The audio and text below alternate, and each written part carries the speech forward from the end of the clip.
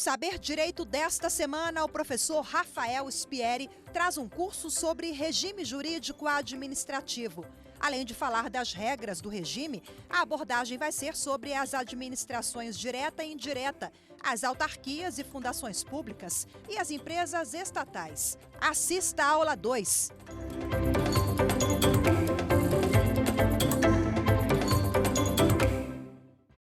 Olá, pessoal! É com muito orgulho que eu estou aqui no programa Saber Direito para dar continuidade nessa segunda aula ao tema maravilhoso, que é a organização da administração pública brasileira.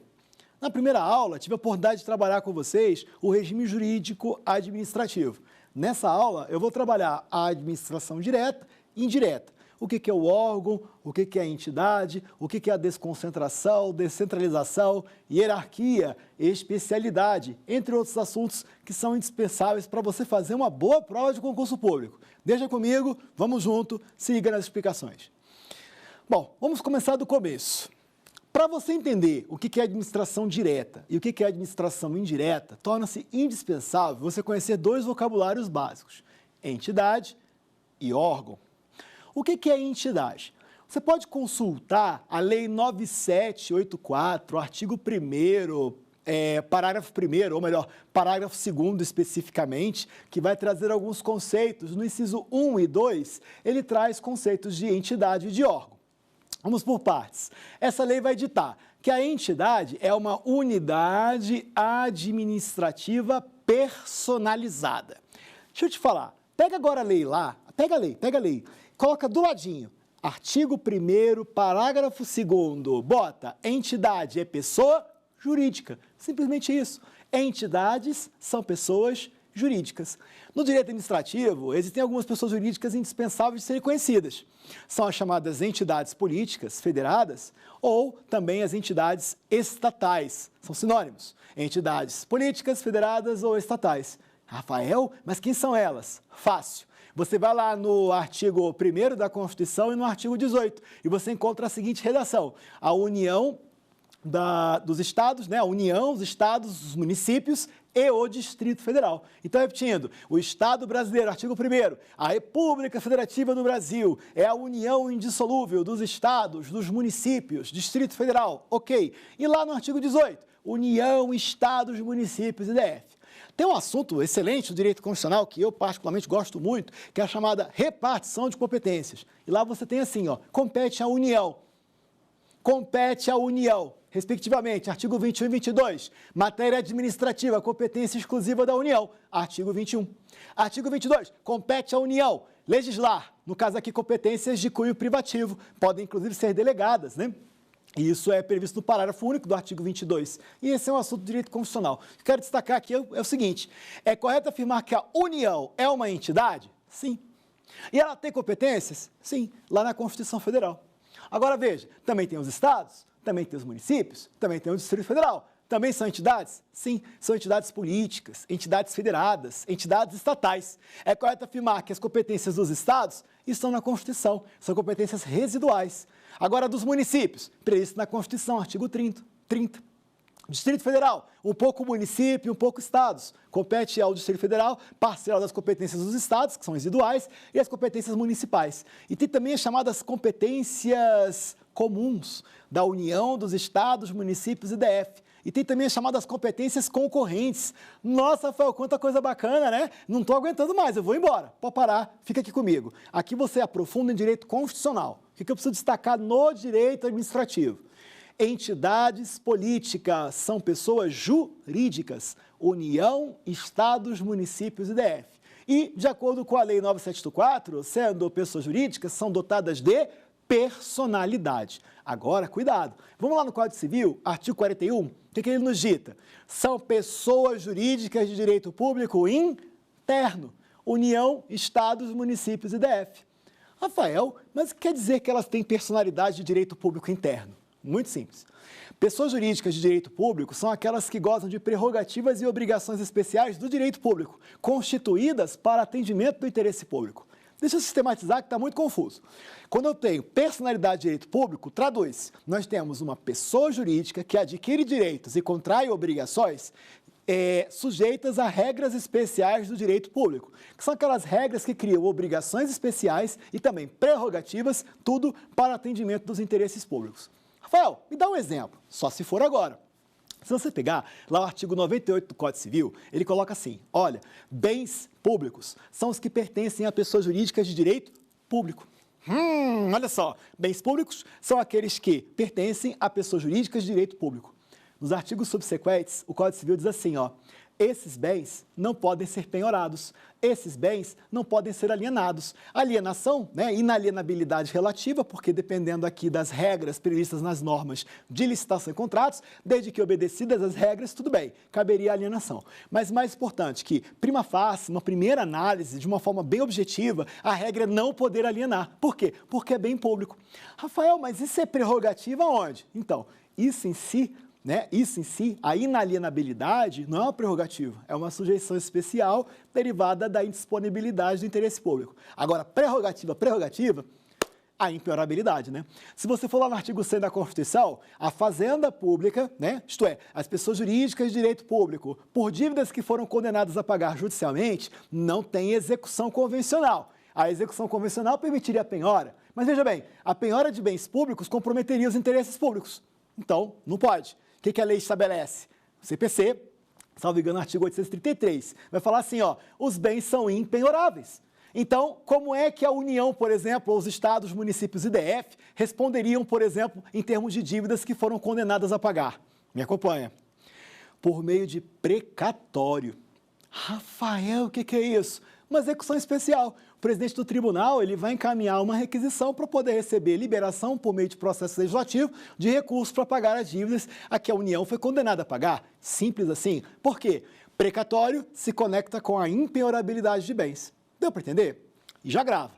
Entidades, no caso União, Estados, Municípios e DF, artigo 41 do Código Civil, são pessoas jurídicas de direito público. E por força disso, vão ter sujeições especiais, vão ter obrigações especiais, sempre, sujeições especiais, obrigações especiais, sempre destinando à satisfação do interesse público. Mas também gozam de prerrogativas conectadas à supremacia do interesse público, respectivamente, a inalienabilidade relativa de bens e também a impenhorabilidade dos bens, respectivamente, indisponibilidade e supremacia do interesse público. Tá ok? Agora que interessante, são só essas entidades que existem? Claro que não. Também existem as chamadas entidades administrativas. Eu gosto muito do livro do Marcelo Alexandrino e Vicente Paulo, porque ele cria essa expressão entidades administrativas para poder divorciar das chamadas entidades federadas, políticas ou estatais, que seriam União, Estados, Municípios e DF. As entidades administrativas, diferentes das entidades federadas, não têm autonomia política. Elas são entidades de cunho administrativo, devotadas com especialidade, a desenvolver atividade de cunho administrativo. E elas integram, o que a gente vai ver daqui a pouco, elas integram a chamada administração indireta e resultam de uma descentralização de competências. Olha que interessante. Elas são entidades, então são pessoas jurídicas.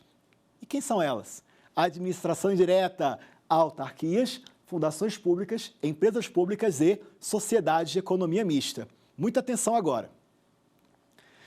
Quando você fala de entidades administrativas, você não pode pegar e falar, olha, todas elas são pessoas jurídicas de direito público. Isso é equivocado. O artigo 41 do Código Civil vai destacar, são pessoas jurídicas de direito público, União, Estados, Municípios, DF, mas também as chamadas entidades autárquicas. O que seriam entidades autárquicas? Entidades da administração indireta, portanto, entidades administrativas, que têm personalidade de direito público. E aí, tudo que eu expliquei em relação à União, Estados, Municípios e DF, se estendem a essas entidades. Então, a regra da inalienabilidade relativa aplica. Sujeição especial derivada da indisponibilidade do interesse público. Supremacia do interesse público, ok. Impenhorabilidade de bens. Autarquias, ou, de modo geral, entidades autárquicas, não podem ter bens penhorados. A execução da dívida se dará por precatório, do jeito que foi explicado, lá na forma do artigo 100 da Constituição Federal. Rafael, que interessante. Tem mais alguém? Tem. O Código Civil, ele não esgota o assunto, tá? Então, ele vai dizer, olha, autarquias, associações públicas, que também são de natureza de direito público, e outras que a lei der forma de direito público. Então, você poderá ter infraconstitucionalmente, né, a criação de entidades que não recebam o nome específico de autarquia ou o nome específico de associação pública, que receba outro nome, tudo bem, mas que a lei deu roupagem de direito público. E aí, ó, você bota no mesmo balaio de gato. Todas as entidades da administração indireta são pessoas jurídicas porque são entidades e, portanto, gozam de personalidade.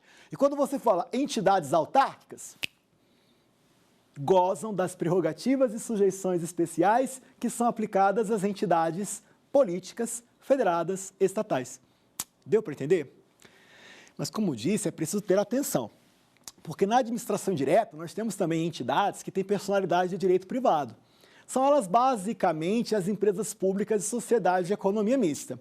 Rafael, percebi que você pulou fundação pública. Segura um pouquinho, deixa eu falar rapidinho. Empresa pública e sociedade de economia mista recebe o nome de sociedade. E aí lá no Código Civil, artigo 44, sociedades, sociedades, né? No caso aqui, sociedades empresariais, nós teremos pessoas jurídicas de direito privado. Ele enumera outras lá, né? Partido político, associações de uma maneira geral, enfim. Isso aí deixa com o professor de Direito Civil. Comigo, grave. Sociedades empresariais, como empresas públicas e sociedades de economia mista, são entidades com personalidade de direito privado. Então, olha aí, ó, nem todas as entidades da administração indireta têm personalidade de direito público. Fechou? Rafael, você não vai escapar, não. Eu quero saber agora. E fundação pública? Menina, segura. Fundação pública depende de quem cria. Por exemplo, governador de São Paulo, por meio de lei sugerida à Assembleia Legislativa, pediu que a Assembleia Legislativa autorizasse a criação da Fundação Padre Anchieta, que é uma fundação pública com personalidade de direito privado. Aí você para e entenda. Fundações públicas podem ser criadas com forma de personalidade de direito privado? Podem. Inclusive, já está pacificado sobre esse tema da Fundação Padre Anchieta, tem até um julgado muito bacana do Supremo Tribunal Federal, que eu recomendo a leitura, é o recurso extraordinário 736, ou melhor, 716-378/São Paulo. Um julgado bacana que vale a pena você ver, decisão de 2016, que fala exatamente isso. É totalmente possível a criação de fundações públicas com personalidade de direito privado. E grava, isso vai ter reflexos, hein? Na aula de hoje eu vou mostrar os reflexos mais importantes. Mas não acabou. É perfeitamente possível também que fundações públicas sejam criadas com personalidade de direito público. Atenção para isso. Quando a bicha é criada com personalidade de direito público, o que eu falei para você? Entidade com personalidade de direito público na administração indireta é entidade autárquica. Deixa eu te falar aqui em termos práticos, não vai ter tanta importância assim. Em nível processual, como advogado, a gente trabalha como entidade autárquica. Então, por exemplo, o UNB, né, uma fundação pública, FUB, ela é uma fundação pública com personalidade de direito público, que foi criada pela União. Quando entra com uma ação judicial, você aplica o 109, inciso 1 da Constituição, que dita o quê? A ação de que faz parte uma fundação pública de direito público será processada e julgada onde? Na Justiça Federal. Mas toma cuidado. Se você pegar agora o inciso 1, não tem explicadinho assim não, tem assim, ó, entidades autárquicas. Olha como o Constituinte foi mala. Certinho. E quando ele jogou entidade autárquica, quando eu tenho pessoa jurídica de direito público da administração indireta. E vem cá, é ou não é uma prerrogativa? Ser processado, julgado, demanda na Justiça Federal. É uma grande prerrogativa, porque é uma justiça constituída já dentro de um formato de interesse público, porque nós temos fazenda pública, não é verdade? Então, nós temos que respeitar regras especiais. Dentre elas, supremacia de interesse público, indisponibilidade de interesse público, aquela ideia central da primeira aula do regime jurídico administrativo. Cara, não é empolgante? Depois eu volto nas empresas públicas federais, tá? Porque lá no 109, inciso 1, também tem uma pegadinha aí. Mas, de regra, entidades autárquicas. Agora, atenção para um ponto importante. O que eu disse para vocês no primeiro momento? Quando a entidade é de direito público, ela tem prerrogativas e sujeições especiais. Aí eu falei, a União. Os bens da União são impenhoráveis. Beleza. Os bens da União são inalienáveis. Relativo isso, mas ok. São inalienáveis. E o que eu disse? Que tudo isso se aplica às entidades autárquicas. É uma extensão. Então, se essas regras se aplicam às entidades federadas, políticas estatais, por extensão, também vão se aplicar às entidades autárquicas. Está acompanhando? Está acompanhando? Aí que está a pegada. Quando eu crio uma fundação pública de direito privado, ou se eu tenho de regra empresas públicas e sociedade economista que são pessoas jurídicas de direito privado, essas regras, elas são aplicadas de uma forma, digamos, atenuada, amoldada. Então, por exemplo, só para você entender, os bens são impenhoráveis quando a entidade é de direito público. Ok, mas se ela é uma pessoa jurídica de direito privado, qual que seria a regra? Os bens são penhoráveis. Qual a consequência? Execução comum. Se os bens podem ser penhorados, não aplica a regra do precatório do artigo 100 da Constituição. Cara, isso não é cobrado em prova. Isso despenca em prova. Rafael, mas como é que isso cairia no meu concurso? Provas objetivas, professor. Pelo amor de Deus, me ajude. Vou te ajudar. Ele vai cobrar assim, ó. Fundações públicas de direito público gozam de prerrogativas especiais. Dentre elas, impenhorabilidade de bens. Certa a resposta. Fundações públicas de direito público respondem por dívidas que foi condenada a pagar mediante processo precatório. Certa a resposta, sem problemas. Olha que interessante, a impenhorabilidade e a regra do precatório se aplica à pessoa jurídica de direito público. Mas se é fundação pública de direito privado, ou se ela é uma empresa pública ou sociedade de economia mista, cabe penhora de bens? Com certeza, a penhora é possível. Por quê? Porque ela é uma pessoa jurídica de direito privado. Isso não cai, despenca. A regra de impenhorabilidade de precatório se aplica à fazenda pública, que compreenderia a União, os Estados, municípios e DF, e também as entidades autárquicas. Mas, de regra, não se aplica às pessoas jurídicas de direito privado, que seriam as fundações públicas de direito privado, as empresas públicas e as sociedades de economia mista. Fica a dica de leitura. Sobre fundações públicas também o julgado em controle de constitucionalidade, controle concentrado, ADI 191/DF, que também cuida do tema fundações públicas. Fechou? Rafael, meu Deus do céu, não estou aguentando não. Eu vou parar, eu vou ali tomar um café. Não faça isso, não faça isso. Me acompanhe aqui por uma segunda jornada de explicações. No início eu falei que existem entidades, ok? Volta lá, Lei 9784, artigo 1º, parágrafo 2º, inciso 1 e 2. Expliquei o que é entidade. São entidades, as pessoas jurídicas, tendo elas personalidade, podem ser chamadas de unidades personalizadas. Ok, galinha morta. Agora observe, também existem os órgãos. Aí a lei faz uma abordagem um pouco distinta. Ela aborda assim: os órgãos são unidades administrativas despersonalizadas. Repetindo devagar, enfático, despersonalizadas. Aí você que já está com a lei aí, com o seu vadimeco, pega e anota. Do ladinho, do artigo 1º, parágrafo 2º, anota do ladinho. Órgãos não são pessoas jurídicas. Órgãos não são pessoas jurídicas. Eu vou falar de novo, para você não perder. Não são pessoas jurídicas. Qual a consequência? Órgãos não são pessoas jurídicas e, portanto, não têm personalidade. Rafael, mas como assim? Eu achava que órgão era pessoa jurídica. Toma cuidado. Você tem duas formas de abordar, tá? A primeira delas é à luz do direito civil. O que acontece? Os órgãos são unidades despersonalizadas. Então, se não tem personalidade, não tem aptidão de adquirir direitos nem contrair obrigações. Olha só que legal. A Constituição Federal dita o seguinte, artigo 37, parágrafo 6º. A pessoa jurídica de direito público ou a pessoa jurídica de direito privado que preste serviços públicos respondem pelos danos que os seus agentes, nessa qualidade, causem a terceiros, cabendo a elas depois o direito de regresso contra esses agentes, no caso de dolo ou culpa.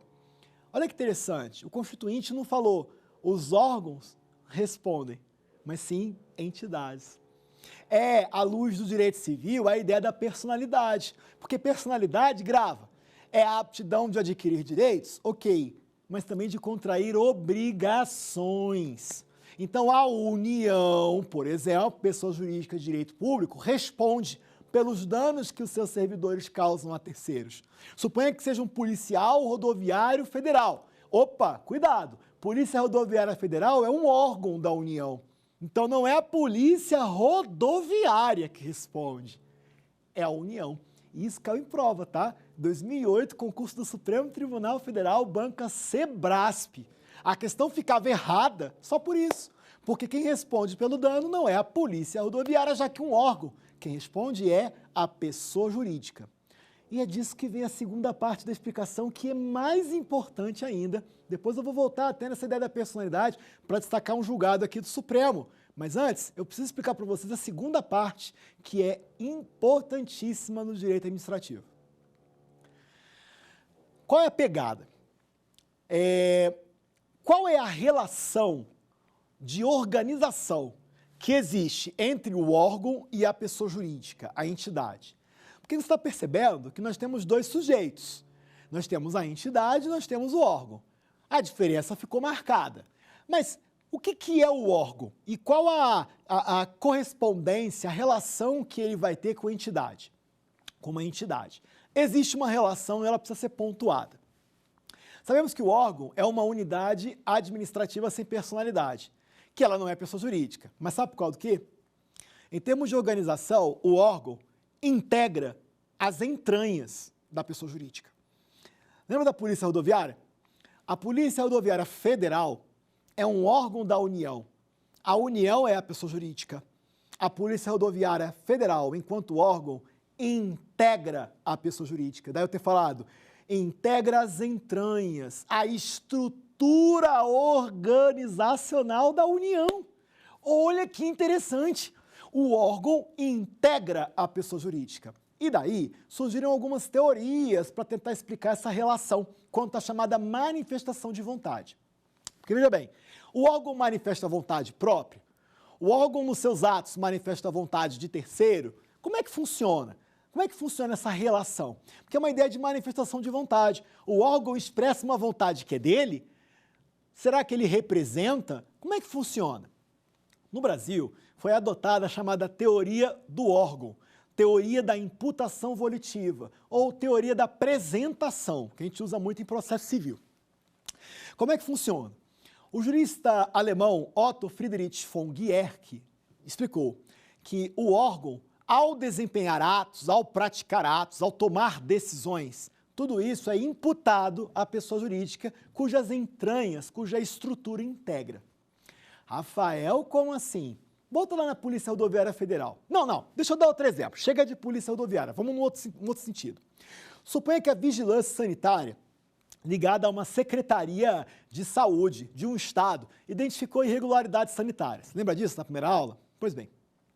Daí, suponha que essa secretaria de saúde tenha essa vigilância como órgão, subordinada ao secretário. Olha só que interessante. Nesse exemplo, a vigilância é um órgão e está subordinada ao secretário de saúde.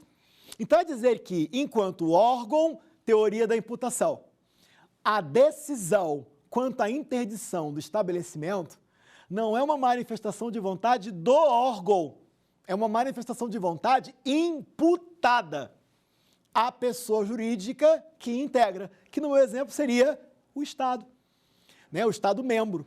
Por exemplo, Rio de Janeiro, São Paulo, Minas. Ou mesmo poderia ser Distrito Federal, né, que não é um Estado, uma outra entidade federada, enfim. Mas o mais importante, a entidade é uma pessoa jurídica, tem órgãos. Então, grava. Para a prova de concurso. Isso foi cobrado na prova de 2012 do Senado, campeão.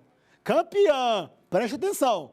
A teoria que explica que os órgãos não manifestam vontade própria, mas sim vontade imputada à pessoa jurídica, ó, dei a dica, teoria da imputação, teoria do órgão, teoria da apresentação. Tudo certinho, caiu na prova, galinha morta, gabaritou. Mas, Rafael, você disse que tinha outras teorias. Muito bem, é importante saber quais são, mas em provas objetivas não é interessante aprofundar, tá? Mas em provas subjetivas, deixa eu explicar para vocês. Apesar de não ter sido adotada no direito administrativo brasileiro, também existe a chamada teoria da representação. Essa teoria, ela analisa do ponto de partida de que existe a pessoa jurídica e o órgão seria representante dos interesses dela. Nesse exemplo, meio que, na verdade, nessa explicação, você perceba que é como se estivesse nivelando o órgão a um particular incapaz. Você pega, por exemplo, um menor de 16 anos. Ele é representado, porque é absolutamente incapaz, por seus pais. Aí, veja só, ele tem uma manifestação de vontade e os pais também. Perceba que, nesse caso, eu estaria equiparando, primeiro, equiparando os órgãos a absolutamente incapazes e, além de tudo, eu estaria afirmando que os órgãos teriam manifestação de vontade própria, o que não é o caso, não é, senhores? Então, grave bem. É correto afirmar que os órgãos se submetem à teoria da representação? Não. Essa teoria é adotada no direito civil para determinados temas que a gente não vai aqui aprofundar. Um exemplo aplicado, um exemplo prático seria do absolutamente incapaz, tá ok? Mas o mais importante no direito administrativo, essa teoria não respalda a relação entre órgãos e entidades. A outra, gente, é a teoria do mandato, também de cunho civilista, né? A teoria do mandato vai chamar a atenção para os contratos de mandato, as procurações. Claro que não, gente. A gente não tem uma procuração da entidade, por exemplo, União, para os seus órgãos. Tipo, a União assinou uma procuração para que o Ministério da Saúde, o Ministério da Previdência atuasse em seu nome. Não, porque nós teríamos duas situações, né? Estaremos agora equivalendo novamente órgãos a entidades privadas, particulares, né? Especialmente aqui procuradores, no caso que recebem o mandato, recebem a procuração para representar interesses alheios. E um segundo ponto, princípio da legalidade, né, gente? Quem dá a competência para o órgão não é a pessoa jurídica por meio de um mandato, por meio de uma procuração, é a lei. Então, essas duas teorias não são compatíveis com o regime jurídico administrativo. Não dá. No Brasil, se aplica a teoria do órgão e imputação volitiva. Mas, como disse, essas teorias não se aplicam, ok, para a prova objetiva, teoria da imputação. Mas para provas subjetivas é legal de saber isso daí. Para provas, por exemplo, que você tem que escrever, responder questionamentos, fazer uma peça, ou ainda para provas orais, testes orais, é muito bacana você mostrar esse conhecimento para o examinador, cravando, que no Brasil, o regime jurídico administrativo recepcionou a teoria do órgão. Tenha atenção para isso daí. Mas você lembra que eu falei que tinha um importante julgado do STF a respeito de responsabilidade civil? Vou lembrar você, vem comigo. Lá no 37, parágrafo 6º da Constituição, eu disse que a pessoa jurídica é quem responde pelos danos que os agentes dão causa. Lembra disso? Mas que os agentes, depois, né, a pessoa jurídica tem direito de regresso. Quer dizer, ela tem o direito, até alguns interpretam como dever, de cobrar do agente que causou o dano em caso de dolo ou culpa. Tá lembrado? Chegou ao Judiciário, Supremo Tribunal Federal, o seguinte questionamento. Eu, por exemplo, vítima de um dano causado por uma autarquia, que é pessoa jurídica, eu posso entrar com uma ação de indenização diretamente contra o agente? Seria possível? Porque pensa comigo, eu como advogado, seria interessante orientar meu cliente, se puder, né, trazer para ele benefícios, né? Aliás, é a nossa tarefa, né? De acordo com o estatuto, a gente tem que prestigiar aqui o nosso cliente, chamando a atenção, porque é direito dele.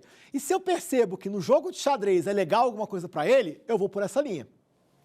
E qual que seria a jogada aqui? Repara, se eu entro com uma ação judicial de indenização contra o agente, a Constituição fala que teria que ser provado dolo ou culpa. Nós temos a responsabilidade subjetiva.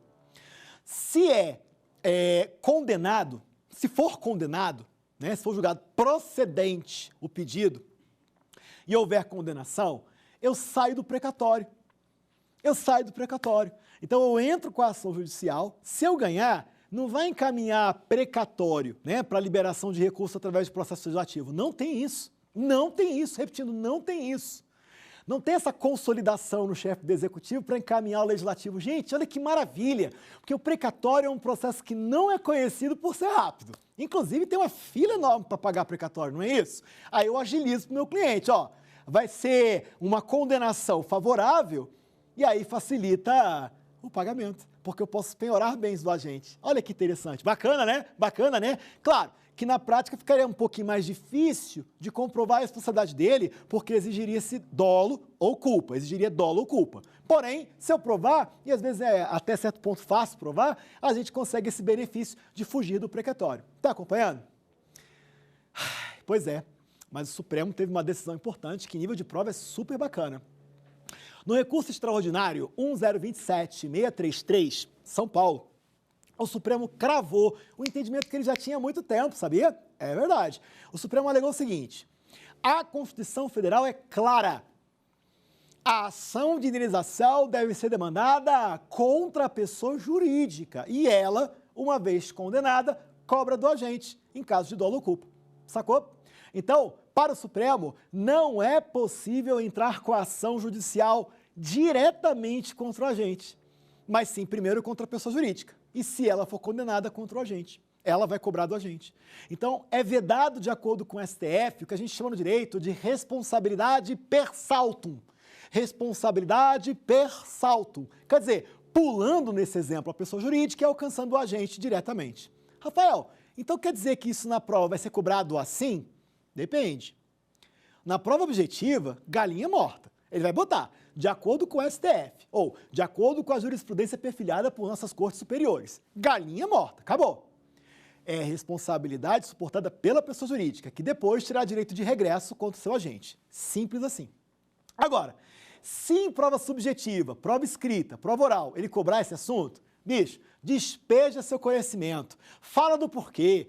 O STF entendeu assim porque a Constituição quer assegurar uma maior facilidade de indenização em relação à vítima, assegurando uma responsabilidade objetiva, que independe de dolo ou culpa, então facilita a condenação, ok. Mas em contrapartida, sendo uma autarquia pessoa jurídica de direito público, em caso de condenação, vai ter que submeter a precatório como regra, né? Porque tem ressalvazinhas em relação, por exemplo, ao RPV, coisa e tal. Mas isso é processo civil. Para a gente não interessa tanto.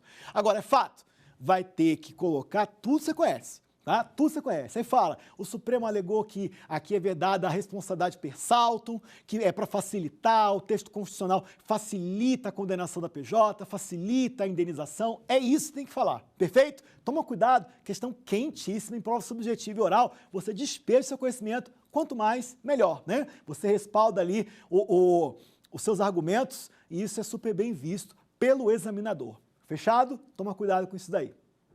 Ô, Rafael. Pois não. Rafael, eu já ouvi, cara. Pode falar. Não, é porque é o seguinte. Então, deixa eu ver se eu entendi. A pessoa jurídica, ela responde pelo dano. Não é o agente. Depois, a pessoa jurídica condenada cobra do agente. Isso. Essa é a teoria geral. Aqui nós temos jurisprudência do STF. Vamos recapitular tudo que nós vimos rapidamente? Entidades, pessoas jurídicas, órgãos não são pessoas jurídicas. Órgãos integram a pessoa jurídica. Relação entre órgão e entidade de imputação.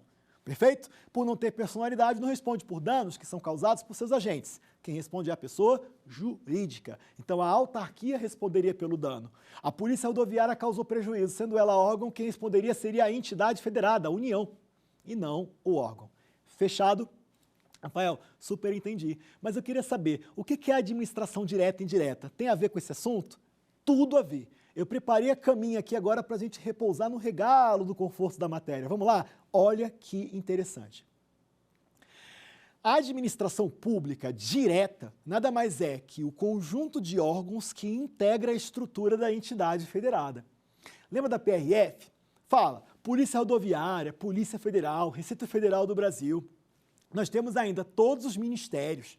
Cara, essa galera, Presidência da República, toda essa galera são órgãos da União. A gente pode dizer são órgãos da administração direta federal.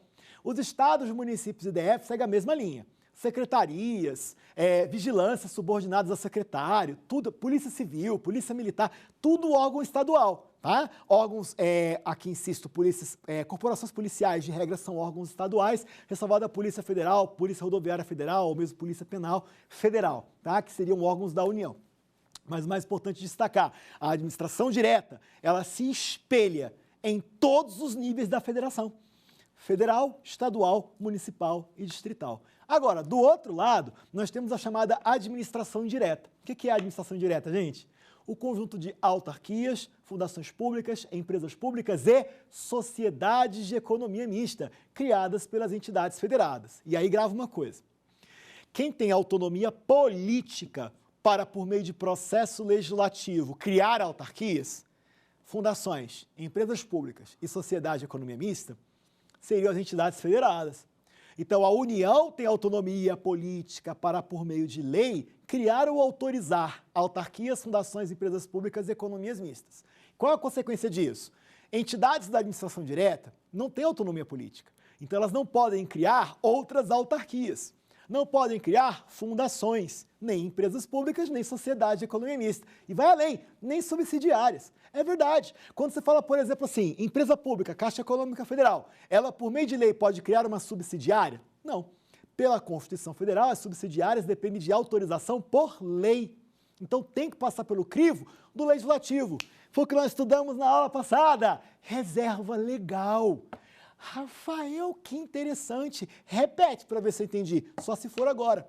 As entidades federadas, as entidades estatais, as entidades políticas, elas têm autonomia política para criar autarquias, fundações, empresas públicas e economias mistas. Já essas últimas não têm autonomia política. Então, elas não podem criar autarquias, fundações, empresas públicas, economias mistas e nem subsidiárias. Perfeito? Olha que interessante. Rafael, então acabou, né? Agora vem o clímax dessa aula. Você está preparado? Então vem comigo. Autarquias, fundações públicas, empresas públicas e sociedade de economia mista da administração indireta resultam do fenômeno da descentralização. Descentralizar é transferir competências de uma pessoa para outra. Aqui, em nível de organização da administração brasileira, tem-se a descentralização como a transferência de competências de uma pessoa jurídica para outra pessoa jurídica. E aí, observe, quando a União cria uma autarquia, por exemplo, INSS, é correto afirmar que houve uma descentralização, em que a União transferiu titularidade de competências a uma autarquia, descentralizou. Você percebe que para haver uma descentralização é preciso pelo menos 2 pessoas jurídicas? É correto afirmar. Então é correto afirmar que não é interna, a descentralização é externa, porque para outra pessoa jurídica. E tem mais, a descentralização quebra hierarquias e gera especializações. Como assim, Rafael? Nós temos aqui 2 princípios importantes, princípio da hierarquia e princípio da especialização. Vamos trabalhar rapidinho? Quando você falar de descentralização para a administração indireta, nós temos a chamada especialização, ou princípio da especialidade. O que quer dizer isso?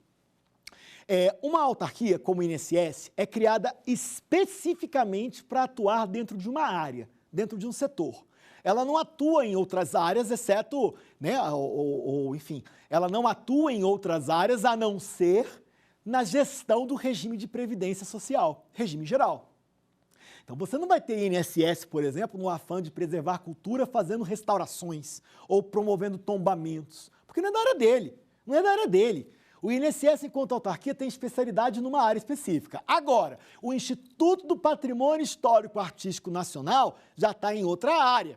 Nesse contexto, ele vai atuar em área diferente, com especialidade distinta do INSS. Está pegando? Então, especialidade, em poucas palavras, significa que, ao descentralizar, eu crio uma estrutura de pessoa jurídica totalmente direcionada para uma área específica. Então, é correto afirmar que a descentralização se correlaciona com o princípio da eficiência. Daí dizer, autarquias são serviços autônomos, que prestam serviços que dependem de uma gestão descentralizada. E aí, quando depende de gestão descentralizada, o que tem aparecendo na sua cabecinha? Princípio da especialidade. É necessário uma especialização. Fechou? Então, grava. Descentralizar gera especialização. Rafael, e o princípio da hierarquia? Vem comigo. Lembra da desconcentração, que é o irmãozinho da descentralização? Desconcentração tem a ver com órgãos.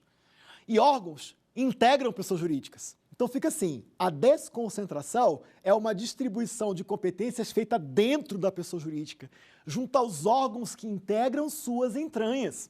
Então, por exemplo, ministérios são resultado de desconcentrações. E é correto afirmar que a desconcentração gera hierarquia. Porque, repare, ministérios estão subordinados à presidência da República. Repetindo, os ministérios se acham subordinados à presidência da República. A desconcentração não quebra a hierarquia.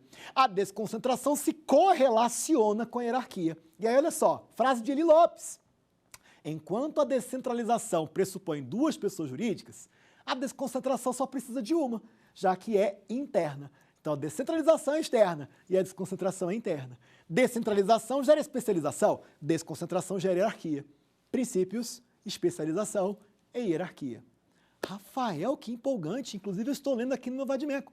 De acordo com a Lei 9784, o artigo 1º, parágrafo 2º, ele coloca aqui, órgãos, inciso 1, que órgãos são unidades despersonalizadas integrantes da administração direta e da administração indireta. Perfeito. Quer ver? Eu posso ter, ou melhor, posso não. Existem órgãos dentro do INSS, que é uma autarquia? Sim. Você descentraliza para o INSS e desconcentra para os seus órgãos. Então, você fala assim, presidência do INSS, órgão do INSS. É uma desconcentração. Pega outro, FUB. A FUB, por exemplo, o NB, reitoria. É um órgão da FUB, que é pessoa jurídica. Então, é resultado, veja, a reitoria é resultado de uma desconcentração. Agora, a FUB, enquanto fundação pública, é fruto de uma descentralização. Rafael, isso cai muito em prova? Cai demais. É só você começar a observar as questões pretéritas que você vai identificar isso. E é muito fácil, é galinha morta. Deixa eu te falar, prova objetiva, prova subjetiva, cobre isso não. É muito fácil, você tem que saber, especialmente para provas objetivas. Fechou? Rafael, me diz uma coisa, e existe alguma relação entre a administração direta e indireta? Very nice question. Traduzindo, boa, eu vou te explicar. Da onde provém o governo, ou melhor dizendo, as políticas públicas estabelecendo metas que precisam ser alcançadas dentro de um período de mandato, né? A gente vai chamar de políticas de governo. É correto afirmar que elas advêm, elas são provenientes da administração direta. Então você tem órgãos de cúpula, União, Presidência da República, Ministérios e também Congresso Nacional, engendrando políticas públicas de governo. Agora observa que, ao criar uma autarquia, essa autarquia precisa fazer cumprir essas políticas públicas. É preciso que ela dê execução a essas políticas públicas dentro da área especializada dela. Então, o que é indispensável ter? Uma harmonia entre a política pública de governo gerada pela administração direta e a execução especializada realizada pela administração indireta. Ademais, como a autarquia depende de lei e a lei estabelece as competências dela, é imprescindível que a autarquia se mantenha dentro das quatro linhas. É indispensável que ela atue dentro da lei, princípio da legalidade. Pronto, temos os ingredientes. A administração indireta se vincula à administração direta, basicamente, para que haja uma harmonia entre a política pública de governo e a execução especializada pela administração direta. E também controle, respeito à legalidade.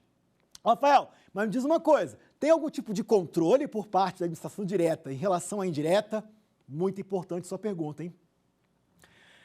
A administração direta realiza um controle finalístico sobre a administração indireta. E o nome finalístico é porque é um controle de resultado.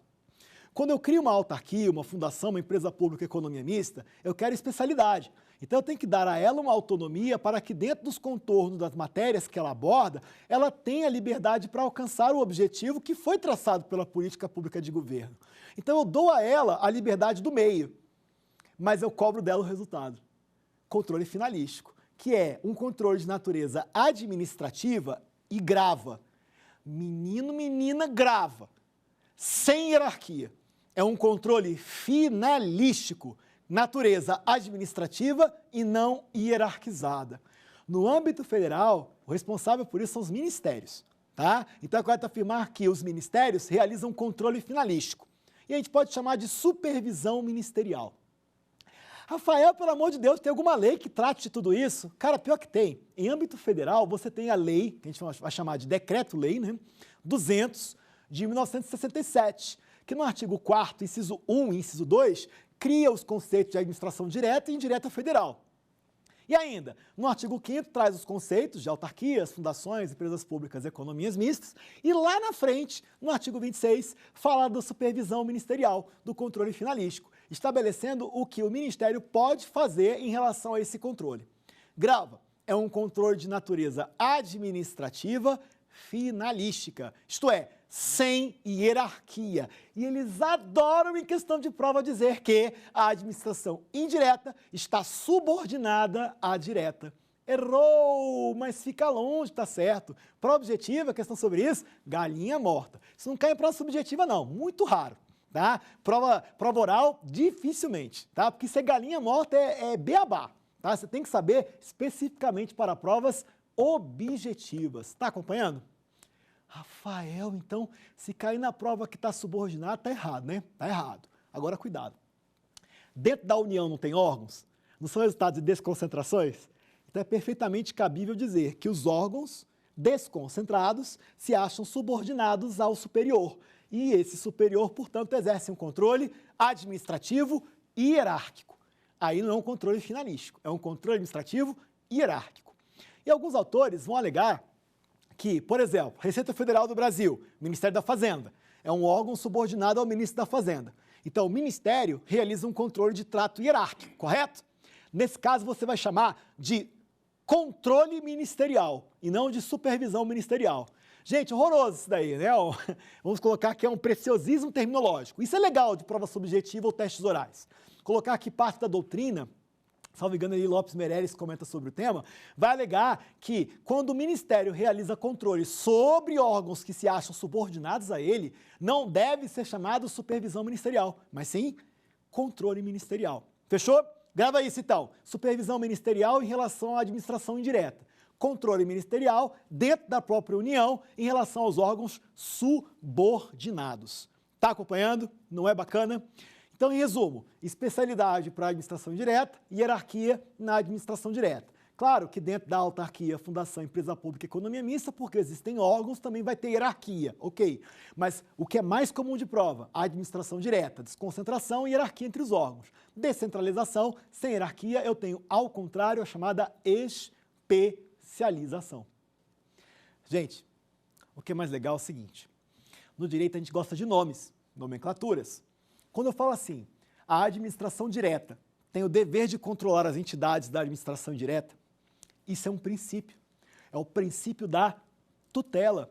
É um princípio que impõe uma obrigação à administração direta de realizar um controle sobre as entidades da administração indireta. Rafael, quanto princípio, achei que tinha acabado na primeira aula. Tem princípio a dar com o pé. Nessa aula de agora, nessa aula de hoje, eu estou comentando com vocês sobre princípios correlacionados à organização. Vamos chamar de princípios setoriais, que são princípios específicos desse tema da aula de hoje, que é a organização da administração pública brasileira. São eles, como foi falado, princípio da especialidade, princípio da hierarquia e também o princípio da tutela, também chamado de princípio do controle. Uma última coisinha que eu preciso chamar a atenção de vocês antes de eu chamar o quiz. Cara, eles podem cobrar na prova de vocês o seguinte, que existe uma descentralização por outorga, quando eu crio autarquias, fundações, empresas públicas e economias mistas. Isso não é errado a título de prova, só não é tão comum cair porque existe uma divergência doutrinária sobre a questão da outorga de competências e serviços públicos apenas a pessoas jurídicas de direito público, que seriam chamadas entidades autárquicas. Não é muito comum a gente ver questões de prova sobre isso, eu tenho a opinião de que existe uma outorga, né, de competências, no caso uma descentralização por outorga, para todas as entidades da administração indireta. Perfilho o mesmo entendimento que eu, Marcelo Alexandrino e Vicente Paulo, que eu gosto muito para concursos públicos, razão pela qual eu dou muito destaque para a doutrina deles, tá ok? Doutrina de várias edições, recomendo pra caramba para quem está se dedicando a concursos públicos, tá ok? Vamos pro quiz? Ver como é que você está nas questões?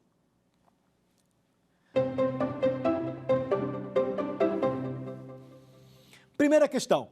O Instituto do Patrimônio Histórico e Artístico Nacional, o IPHAN, ente da administração indireta, foi criado pela União, por lei específica, para exercer atividades típicas de Estado, de preservação do patrimônio cultural do país. Consoante ensina a doutrina do direito administrativo, a União. E qual que é a resposta, hein? Vamos ler as alternativas? Letra A, exerce controle... Vamos marcar logo o gabarito, ó. Gabarito, letra B. Exerce controle finalístico sobre o IPHAN, que é uma autarquia, mediante supervisão ministerial. Lindo, tudo que eu falei, que não constitui exercício do poder hierárquico. Maravilha! É exatamente isso. Como falei, não existe um controle de natureza hierárquica entre a administração direta e indireta, mas o controle finalístico, que é chamado em âmbito federal de supervisão ministerial. É o artigo 26 do Decreto-Lei 200 de 67. Vamos criticar agora as outras alternativas? Letra A. Exerce controle de legalidade sobre o IPHAN. Ok. Mediante exercício do poder hierárquico. Errado. Não tem poder hierárquico. C. Detém controle formal sobre o IPHAN. formal no sentido de ilegalidade, não atuar fora dos limites da lei, mediante exercício do poder de estruturação interna da sua atividade decorrente do poder regulamentar. Não, aí não, porque isso aqui comprometeria a especialidade.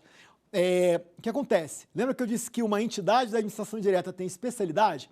Eu tenho que dar uma autonomia para a atividade dela e eu controlo apenas o resultado, eu não controlo o meio. Então, quando a questão diz, me acompanha aqui, que detém controle formal sobre o IFAM mediante exercício do poder de estruturação interna, isso aqui viola a regra da especialidade que é inerente às entidades da administração indireta. Seria uma intervenção indevida. Inclusive, eu quero destacar um ponto aqui importante para você. O controle finalístico da administração direta sobre a indireta só pode se dar nas condições previstas em lei. Por isso você tem o artigo 26 do Decreto-Lei 200, falando o que o Ministério pode fazer a título de supervisão ministerial sobre as entidades da administração indireta que se acham vinculadas a ele. Então, por exemplo, o Instituto Patrimônio Histórico Artístico Nacional, aqui da questão, seria uma autarquia vinculada e não subordinada ao Ministério da Cultura. Nesse contexto, o Ministério realiza uma supervisão ministerial apenas nas hipóteses e condições previstas no Decreto-Lei 200 ou em outra lei. Então, é dizer que o controle, realizado pela administração direta, por ser finalístico, não pode ir além da lei. Não pode ir além da lei. Isso respalda, inclusive, a alternativa C estar errada. Porque seria indevido esse tipo de intervenção, só se fosse autorizado em lei, o que não aconteceria porque violaria a especialidade. Poderia-se, inclusive, questionar a inconstitucionalidade da lei que autorize isso, tá? Enfim, resposta errada. Letra D. Não detém controle de legalidade sobre o IFAM. Errado, claro que tem. Mas exerce poder de estruturação externa da sua atividade em decorrência do poder disciplinar. Nada a ver.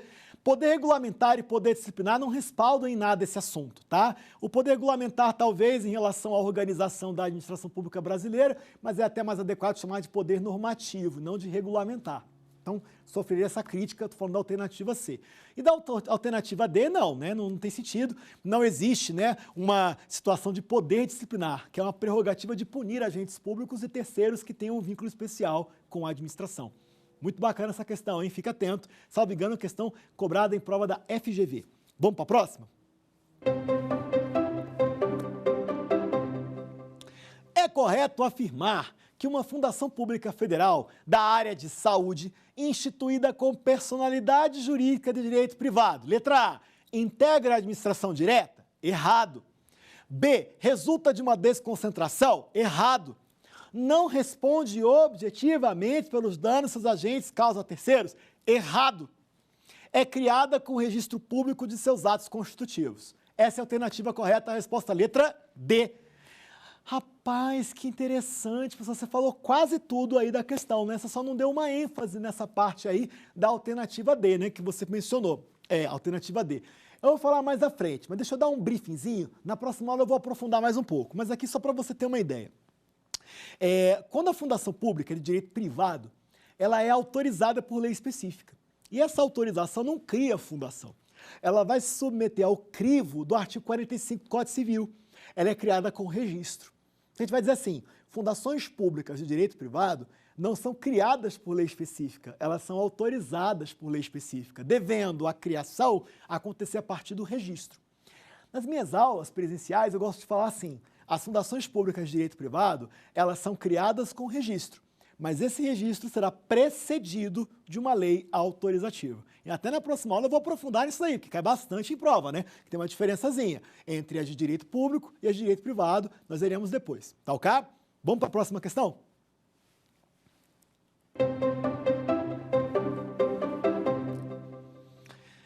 O artigo 37, parágrafo 6º da Constituição, prevê a responsabilidade do ente público pelos danos que seus agentes causarem a terceiros. A teoria que justifica tal imputação de responsabilidade é, letra A, teoria do mandato? Nem pensar, nem é da representação nem do mandato. B, teoria da autonomia? Isso não existe. Letra C, teoria do órgão? Opa! E letra D, teoria da encampação? Errada a letra D, resposta letra C. C de cafezinho, diga-se de passagem. Vai lá tomar seu cafezinho para você ficar atento. Cara, olha só, a alternativa C fala de teoria da imputação, que é justamente aquela do Otto Friedrich von Guercke, que é justamente a teoria perfilhada no Brasil acerca da relação jurídica entre órgãos e entidades. A letra A, logo de cara, você descarta. Agora, muito cuidado, a alternativa, por exemplo, a alternativa E, poderia pegar você pelo pé. Suponha que ele colocasse assim, teoria da responsabilidade objetiva. Aí toma cuidado, porque o examinador foi mal aqui, essa prova foi aquela prova do Senado. FGV 2012. Ela cobrou de vocês aqui a expressão imputação. E quando o examinador colocou imputação, ele quer a teoria do órgão. Olha que meliante, hein? Sim ou não? Sim ou não? Agora, se ele colocasse assim, a teoria que respalda a responsabilidade objetiva, aí é diferente. Aí você vai lá na matéria de responsabilidade civil e você tem a chamada teoria do risco administrativo. Ou ele poderia cobrar a teoria que respalda a responsabilização de indenização independente de dolo ou culpa. É a teoria da responsabilidade objetiva, ok. Mas aí, ó, grava, isso tem a ver com indenização. Sacou? Aí aqui não, a questão quer o quê? Imputação. A questão de fato quer saber da relação jurídica que existe entre órgão e sua respectiva entidade. Pessoal, queria fazer um resumo então da aula de hoje.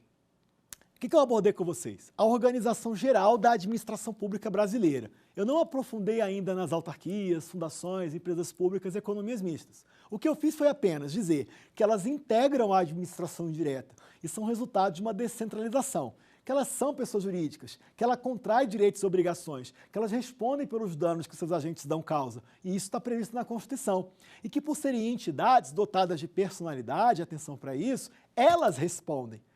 A União é outra entidade. Quando uma autarquia é criada pela União, ela responde pelo dano. A União, sendo outra pessoa jurídica, não vai responder pelos danos que a autarquia dá causa, exceto subsidiariamente, matéria que a gente aprofunda mais em responsabilidade civil do Estado, que não é o ponto da aula, não é o ponto fulcral. Mas qual que é o ponto? A União é a administração direta. Ela não tem responsabilidade sobre os danos que suas autarquias, fundações, empresas públicas e economias mistas causam. Por quê? Porque elas sendo pessoas jurídicas da administração direta, elas respondem, elas têm personalidade. Então você tem a direta, ou melhor, aqui para o lado esquerdo, a indireta e a direta. A direta, a União com seus órgãos, os estados com seus órgãos, os municípios com seus órgãos, o Distrito Federal com seus órgãos. E autarquias, fundações, empresas públicas e economias mistas da administração indireta. E quem é que cria essas entidades da administração direta? As entidades dotadas de autonomia política, União, Estados, municípios e DF. Todas as entidades da administração direta são criadas na dependência de uma lei. Às vezes a lei cria, às vezes a lei autoriza. Perfeito? E só para sintetizar, falei da descentralização, falei da desconcentração, de um modo geral falei dos princípios, hierarquia e especialização. Falei do controle finalístico, falei do princípio do controle. Na próxima aula eu vou avançar com o assunto, adivinha? Falando de cada entidade da administração direta. Na aula que vem eu vou me dedicar a trabalhar as autarquias e as fundações públicas. Espero você no próximo encontro. Quer dar alguma sugestão de tema para os cursos do Saber Direito? Mande um e-mail para a gente, saberdireito@stf.jus.br, ou entre em contato pelo WhatsApp. O número é esse que aparece na sua tela. Você também pode estudar pela internet. Acesse o nosso site tvjustiça.jus.br ou pode rever as aulas no canal do YouTube TV Justiça Oficial.